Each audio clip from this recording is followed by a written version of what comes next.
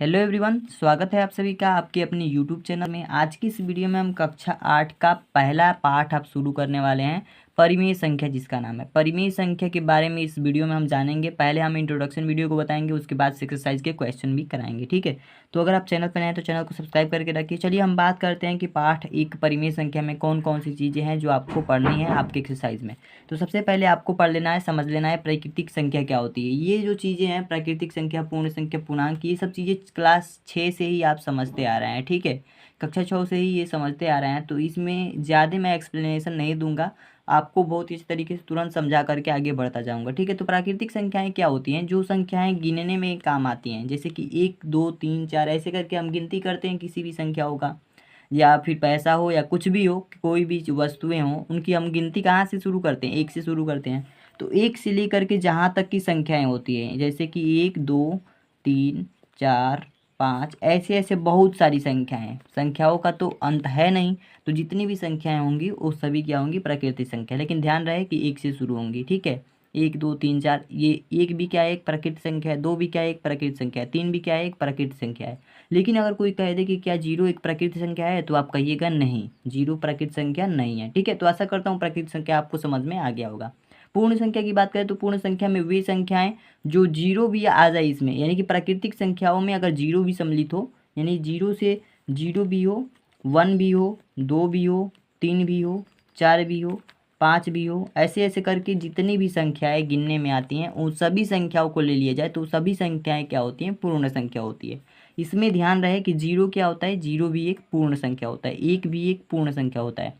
तो अगर आपसे कहा जाए कि क्या सभी प्राकृतिक संख्याएं पूर्ण संख्या होगी, अगर यहाँ पे देखा जाए तो पूर्ण संख्याओं में प्राकृतिक संख्याएं भी हैं, तो कहा जाए कि क्या सभी प्राकृतिक संख्या पूर्ण संख्या होगी, तो कहिएगा हाँ, सभी जो प्राकृतिक संख्या होगी वो पूर्ण संख्या होगी, ठीक है। लेकिन जो 0 होगा वो प्राकृतिक संख्या नहीं होगा, ये आप याद रखिएगा। बात करते हैं पूर्णांक के बारे में। अब पूर्णांक को समझने के लिए हम क्या करेंगे? एक नंबर लाइन बना लेते हैं, यानी संख्या रेखा बना लेते हैं, जिस पर कि हम आसानी से क्लासीफाई कर पाएंगे कि धनात्मक पूर्णांक कौन होते हैं और ऋणात्मक पूर्णांक कौन होते हैं। जैसे कि एक नंबर लाइन हमने ले लिया, आपको पता होगा कि नंबर लाइन के बीच में जो होता है 0 होता है, और इसके दाहिने साइड में आपके पॉजिटिव नंबर यानी कि धनात्मक संख्याएं होती हैं। 1 2 3 4 5, ऐसे करके धनात्मक संख्याएं दाहिने साइड में होती हैं, और जो आपके बाएं साइड में होती हैं वो ऋणात्मक संख्याएं होती हैं। -1 -2 -3 -4, ऐसे करके ऋणात्मक संख्याएं बाईं ओर और धनात्मक संख्याएं दाईं ओर होती हैं। तो इसमें जो ऋणात्मक संख्याएं होती हैं, इन सभी संख्याओं को, चाहे वो धनात्मक हो या ऋणात्मक हो, सभी पूर्ण और प्राकृतिक संख्याओं को हम पूर्णांक कहते हैं, ठीक है। चाहे वो धनात्मक हो या ऋणात्मक हो, कुछ भी हो सकता है। तो जो ऋणात्मक संख्याएं होती हैं उनको हम ऋणात्मक पूर्णांक कहते हैं। क्या कहते हैं? ऋणात्मक पूर्णांक। जो ऋणात्मक संख्याएं होती हैं उन्हें हम ऋणात्मक पूर्णांक, जो धनात्मक संख्याएं होती है उसे हम धनात्मक पूर्णांक कहते हैं। धनात्मक पूर्णांक। तो आपको समझ में आ गया होगा। अगर कोई पूछे कि 0 क्या है, तो 0 को हम बस पूर्णांक कहते हैं। क्या कहते हैं? बस पूर्णांक कहते हैं। तो आशा करता हूँ आपको पूर्णांक भी समझ में आ गया होगा, ठीक है। चलिए देखते हैं नेक्स्ट टॉपिक हमारा क्या है। अगला जो टॉपिक है हमारा परिमेय संख्या, जिसे हम रेशनल नंबर अंग्रेजी में बोलते हैं। तो परिमेय संख्या क्या होती है, इस चीज़ को समझिए, जिसे हम P/Q के रूप में लिख सके। इसके हम परिभाषा लिख रहे हैं, थोड़ा सा ध्यान दीजिए। जिसे P/Q के रूप में लिखा जा सके।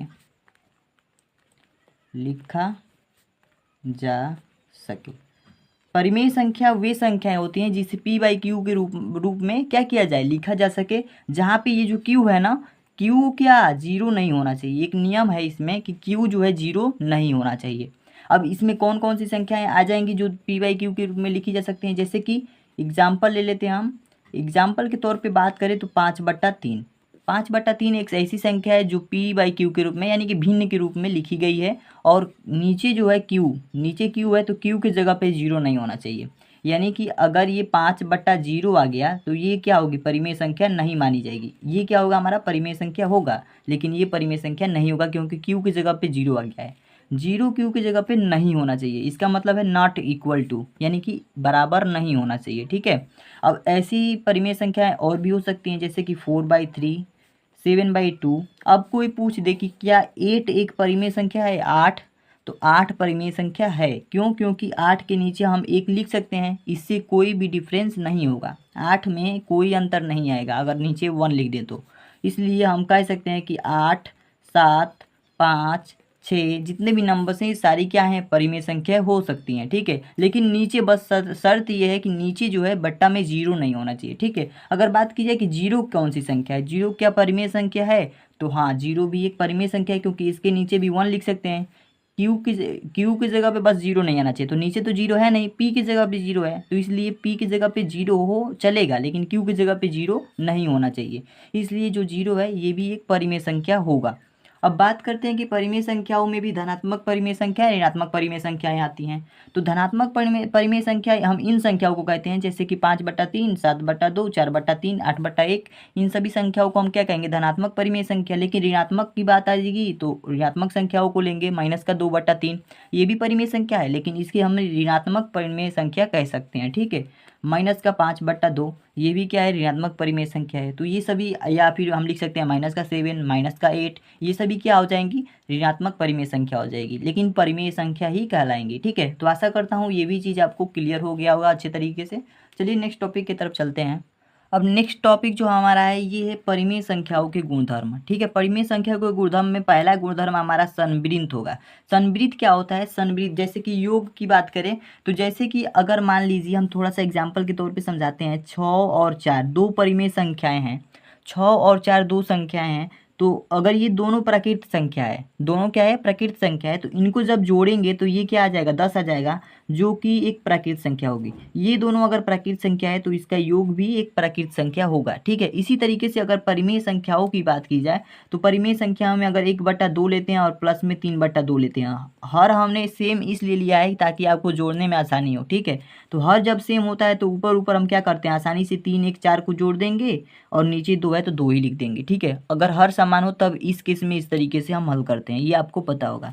अब देखिए यहाँ पे हमने यहाँ दो परिमेय संख्याओं को जब हमने जोड़ा, ये एक परिमेय संख्या है, ये भी एक परिमेय संख्या है, जब दो परिमेय संख्याओं को जोड़ा तो हमें एक तीसरी भी जो प्राप्त हुई वो भी हमें एक परिमेय संख्या ही प्राप्त हुई, और यही होता है संवृत।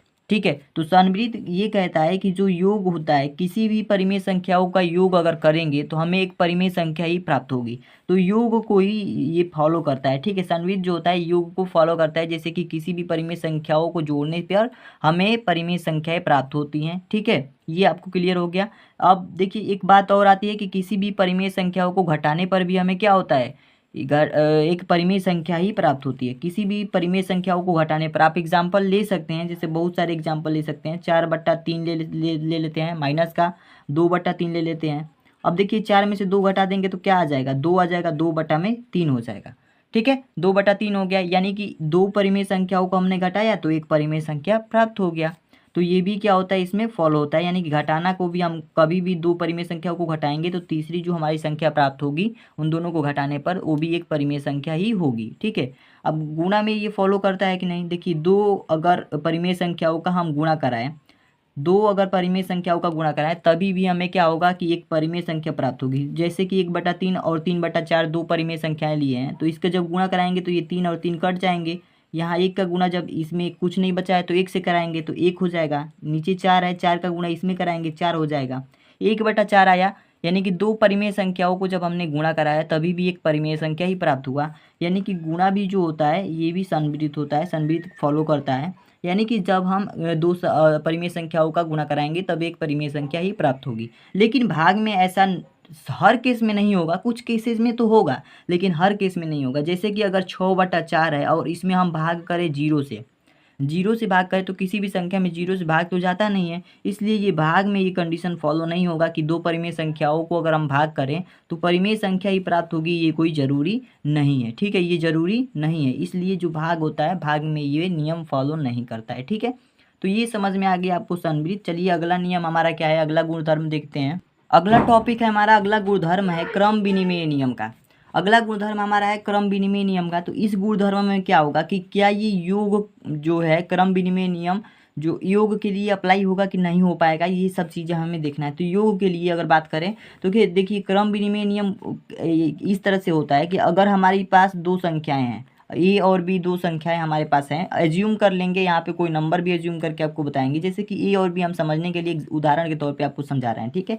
जैसे ए और बी दो संख्याएं हैं, इसको हम प्लस करते हैं, ठीक है, इसको प्लस करते हैं तो इसके बराबर में हम ये भी लिख सकते हैं कि बी प्लस में ए। चाहे आप इस तरीके से लिखें या फिर आप इस तरीके से लिखें, बात एक ही मानी जाती है और इसे ही हम कहते हैं क्रम विनिमय का नियम, ठीक है। तो क्रम विनिमय नियम जो होता है योग के बारे में, तो ये सही है कि योग को फॉलो करता है, क्योंकि अगर हम ए के जगह पे 2 अज्यूम करें और बी के जगह पे 3 अज्यूम करें तो हम इसे 3 + 2 भी लिख सकते हैं, यानी कि इसका जस्ट उल्टा, यानी ए प्लस बी किया तो बी प्लस ए, इसको बराबर एक दूसरे के बराबर होंगे।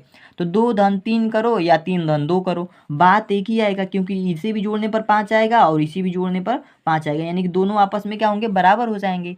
तो ये जो चीज़ है ये हमें ठीक पता चला है कि क्रम विनिमय नियम ये जो कहा है ये सही कहा है, ठीक है। तो योग में ये फॉलो करता है, ठीक है, योग में इस तरीके से फॉलो करता है। इसी तरीके से घटाना में चेक करें तो इसमें क्या होगा कि a माइनस बी करो या फिर b माइनस ए करो, ये जो होना चाहिए ये दोनों क्या होना चाहिए, सेम होना चाहिए। जैसे कि अगर हम a की जगह पे 4 एज्यूम कर लेते हैं और b की जगह पे 2, और बराबर में b की जगह पे 4 एज्यूम कर लेते हैं, b की जगह पे 2 मिलेगा क्योंकि 2 हमने एज्यूम किया है, और a की जगह पे हमने 4, तो यहाँ पे हमारा अलग अलग नंबर आएगा। जैसे कि 4 में से 2 घटाएंगे तो 2 आ जाएगा, लेकिन 2 में से 4 घटाएंगे तो -2 आएगा, यानी साइन चेंज हो जा रहा है, ठीक है। तो ये भाग में फॉलो नहीं करता है, ठीक है। क्रम विनिमय नियम जो होता है, सॉरी, जो क्रम विनिमय नियम होता है वो घटाना में जो है फॉलो नहीं करेगा नियम को, ठीक है। अगर बात की जाए गुणा में, तो क्या क्रम विनिमय नियम गुणा में काम करेगा, तो देखिए इसी चेक करेंगे। जैसे कि मान लीजिए 2 गुणे 4 करते हैं और 4 गुणे 2 करते हैं, यही तो कहता है हमारा क्रम विनिमय नियम, यही ना कहता है कि अगर हम ए और बी दो दो हमारे नंबर हैं, इनका जो मल्टीप्लाई कराएंगे वो बी गुणे ए के बराबर होगा। ए गुणे बी अगर है तो बी गुणे ए के ये बराबर होगा, यानी कि अगर 2 गुणे 4 है तो 4 गुणे 2 के बराबर होगा। तो हम इसका गुणा कराएंगे तो 8 आएगा, इसका गुणा कराएंगे तो 8 आएगा, ये दोनों आपस में क्या होंगे, बराबर होंगे। तो जैसे कि हमने जोड़ में देखा कि ये भी बराबर हो रहा है, तो उसी तरीके से इसमें भी फॉलो हो रहा है। तो गुणा में भी ये क्या होता है, क्रम विनिमय नियम फॉलो होता है, ठीक है, अप्लाई हो सकता है। अब भाग की बात करें तो भाग में ये नहीं होता है, भाग में ऐसा नहीं होता है। तो भाग में आप ऐसे ही कर सकते हैं कि भाग में ऐसा नहीं होता है। क्यों नहीं होता है भाई, देखो 6 भाई 6 बटा में आप 4 लिखो या 3 लिखो, 6 बटा में 3 लिख दिए, ठीक है, और 3 बटा में 6 लिखो, 3 बटा में 6 लिखो। अब इन दोनों को अगर भाग करें तो ये तो हो जाएगा 3 दूना का 6 या 2 आ जाएगा, लेकिन इसकी अगर बात करें तो ये 3 कम 3 आएगा, 3 दूना का 6 आ जाएगा, 1/2 आ जाएगा, ठीक है। तो ये दोनों आपस में बराबर कभी नहीं हो सकते हैं, 1/2 बहुत छोटा हो जाएगा, 2 बहुत बड़ा हो जाएगा, ठीक है। तो इसलिए ये कभी भी नहीं हो सकता है, ये दोनों आपस में इक्वल नहीं हो सकते हैं, बराबर नहीं हो सकते, ये भी बराबर नहीं हो सकता है, इसलिए ये भाग में भी फॉलो नहीं होता है क्रम विनिमय नियम, ठीक है। तो आशा करता हूँ आपको क्रम विनिमय नियम समझ में आ गया होगा। चलिए देखते हैं अगला हमारा नियम क्या है।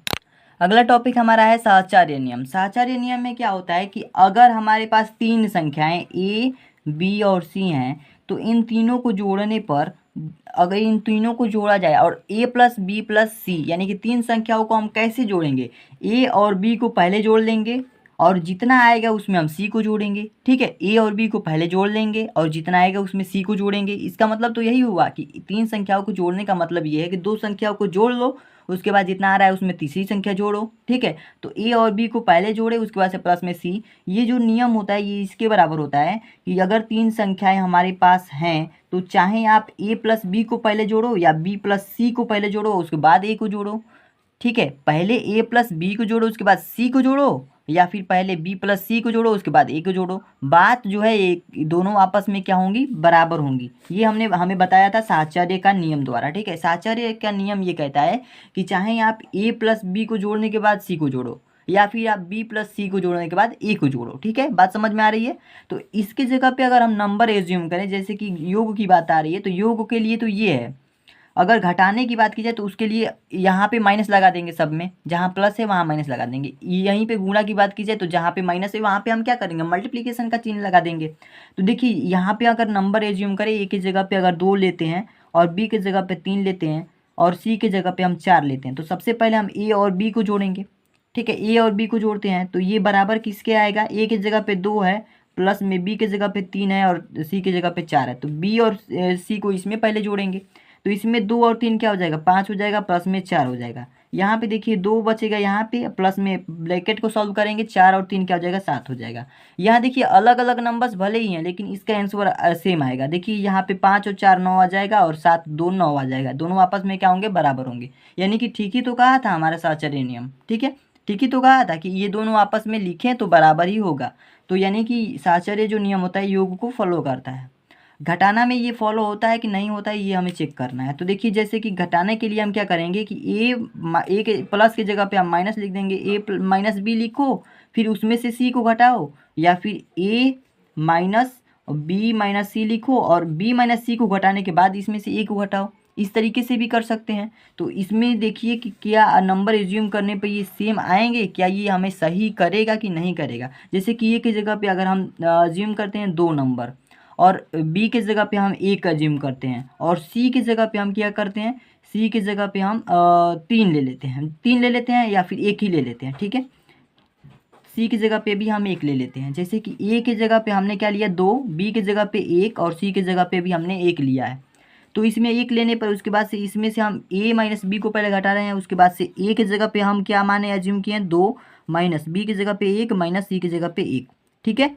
अब इसमें सी की जगह पे 1 और इसको हम ब्रैकेट में कर देंगे। अब इसको घटाएंगे 2 में से 1 जाएगा तो 1 बचेगा माइनस का 1, अब बराबर में इसे 2 2 तो यहीं पे रहेगा माइनस रहेगा और इसमें 1 1 क्या हो जाएगा यहाँ पे 0 हो जाएगा। अब देखिए 1 में से 1 जाएगा तो क्या बचेगा यहाँ पे 0 और बराबर में 2 में से 0 जाएगा तो यहाँ पे बचेगा 2। यानी कि ये दोनों एक दूसरे के बराबर नहीं आ रहा है। तो ये हमारा जो एज्यूमेशन है ये हमारा गलत हो सकता है। ये क्या है हमारा गलत है, ये गलत है। ये कभी भी जो माइनस है जो धन यहाँ पे किए हैं हम साहचर्य के नियम में जो योग किए हैं इसके लिए तो ये है एलिजिबल है, लेकिन घटाना के लिए ये सही नहीं होगा, घटाना के लिए ये सही नहीं होगा, ठीक है। तो ये कभी भी 0 के बराबर तो 2 हो नहीं सकता है, तो घटाना के लिए ये अप्लीकेबल नहीं होगा, ठीक है। घटाना के लिए ये अप्लीकेबल फॉलो नहीं करेगा, ठीक है। घटाना के लिए ये फॉलो नहीं करेगा। गुणा की बात की जाए तो गुणा में करेगा, ठीक है, गुणा में होगा। गुणा में आप लेंगे ए बी सी, आप अज्यूम करके खुद से आप कर सकते हैं। इसके जगह पे बस आपको प्लस के जगह पे आपको मल्टीप्लिकेशन लगा देना है, कोई भी नंबर ए बी सी के जगह पे ले लीजिए। लेकिन ध्यान रहे कि जहाँ ए के जगह पे अगर 2 ले रहे हैं तो इधर भी ए की जगह पे 2 ही लेना है, ठीक है। इस तरीके से नंबर लेकर के आप अज्यूम कर सकते हैं। घटाना गुणा में होगा, घटाना में नहीं होगा, भाग में भी नहीं होगा, ठीक है। तो आशा करता हूँ आपको समझ में आ गया होगा कि साहचर्य का नियम किस किस में फॉलो होता है। योग घटाना गुणा भाग ये सब चीज़ें हमने बता दिया, बहुत ही अच्छे तरीके से समझाया हमने। इस तरीके से अगर आप समझ गए होंगे, थोड़ा सा भी अगर आप वीडियो को अच्छी तरीके से देखे होंगे तो आपको सारी चीज़ समझ में आ गई होंगी, ठीक है। चलिए देखते हैं अगला टॉपिक हमारा क्या है। अब देखिए अगला टॉपिक हमारा है वितर्कता। वितर्कता का मतलब क्या है कि अगर आपको इस तरीके से कोई नंबर दिया हो 4x प्लस में 7, ठीक है, इस तरीके से अगर कोई आपको नंबर दिया गया है तो वितर्कता में इसी आपको सॉल्व करना है। तो इसको सॉल्व करने का मतलब ये होता है कि 4 का मल्टीप्लाई पहले x में कराओ, यहाँ पे ब्रैकेट लग गया है, 4 का मल्टीप्लाई पहले x में कराओ, उसके बाद से 4 का जो मल्टीप्लिकेशन है वो किस में कराओ, 2 साथ में कराओ, ठीक है, साथ में कराओ। यानी कि अगर 4 का मल्टीप्लाई हम x में कराएं और यहाँ पे धन है तो बीच में धन लिखेंगे, अगर माइनस रहेगा तो माइनस लिखेंगे, ठीक है। 4 का मल्टीप्लाई x में कराएं तो 4x आ जाएगा और प्लस है तो प्लस लिखेंगे, यहाँ अगर माइनस होता तो माइनस लिख देते, वही काम आपको घटाना में भी हो जाता। 4 का मल्टीप्लाई जब 7 में कराएंगे 4 7 28 हो जाएगा, ठीक है। तो ये हो गया आपका वितर्कता, इसे हम वितर्कता कहते हैं। इस तरीके के अगर क्वेश्चन दिए हो गए हों और इस तरीके से आपको थोड़ा सा मॉडिफिकेशन करना हो, यानी कि इसको चेंज करना हो इस तरीके इस फॉर्म में, तो इसे हम वितर्कता कहते हैं। और अगर यही चीज़ हम परिमेय संख्याओं में बात करें तो जैसे कि a बाई बी एक परिमेय संख्या दी गई है और हमें क्या करना हो c बाई डी और प्लस में e बाई एफ, इस तरीके की कोई परिमेय संख्याएं दी गई हों तो a बाई बी जो है इस नंबर का मल्टीप्लिकेशन सबसे पहले इसमें कराएंगे और फिर प्लस का साइन लगा करके फिर इसमें कराएंगे। अगर माइनस का साइन होगा तो माइनस का साइन लगा देंगे, सेम उसी तरह से। यानी कि एक a बाई बी का मल्टीप्लिकेशन हम c बाई डी में कराएंगे, a बाई बी गुणे में c बाई डी कर देंगे और प्लस है तो प्लस, और उसके बाद से a बाई बी का मल्टीप्लाई हम किस में कर देंगे, e बाई एफ में, ई बाई एफ में कर देंगे, यही हमारा आंसर हो जाएगा। तो इस तरीके से इस तरीके के प्रश्नों को सॉल्व करने के लिए हम वितर्कता कहते हैं, इसे हम वितर्कता कहेंगे, ठीक है। और एक चीज़ और बता दें जो कि हमने पहले नहीं बताया, देखिए क्रम विनिमय नियम या फिर साहचर्य नियम, जो भी नियम है ये सभी क्या है हम आपको बताएं कि ये परिमेय संख्याओं के लिए। तो दो, आप ये मत समझिएगा कि ये प्राकृत संख्या लिए हैं, यहाँ पे दो भी क्या है, यहाँ पे ये क्या है, ये परिमेय संख्या हो सकता है। तो आप परिमेय संख्याओं को भी लेकर के देखेंगे तो उसमें भी ये सभी नियम क्या होंगे, इसी तरीके से फॉलो आपको दिखाई देंगे, ठीक है। तो आशा करता हूँ आपको समझ में आ गया होगा। अब बात करते हैं अगला हमारा जो टॉपिक होगा वो क्या होगा। अब बात करते हैं अगला टॉपिक हमारा योज्य प्रतिलोम है, और उसके बाद से अगला टॉपिक हमारा गुणात्मक प्रतिलोम है। योज्य प्रतिलोम किसे कहेंगे? देखिए, जब योज्य प्रतिलोम का मतलब अगर कोई धनात्मक परिमेय संख्या होगी, परिमेय संख्याओं की बात कर रहे हैं, अगर कोई धनात्मक परिमेय संख्या होगी तो उसको हम किस में चेंज कर देंगे? ऋणात्मक परिमेय संख्या में चेंज कर देंगे।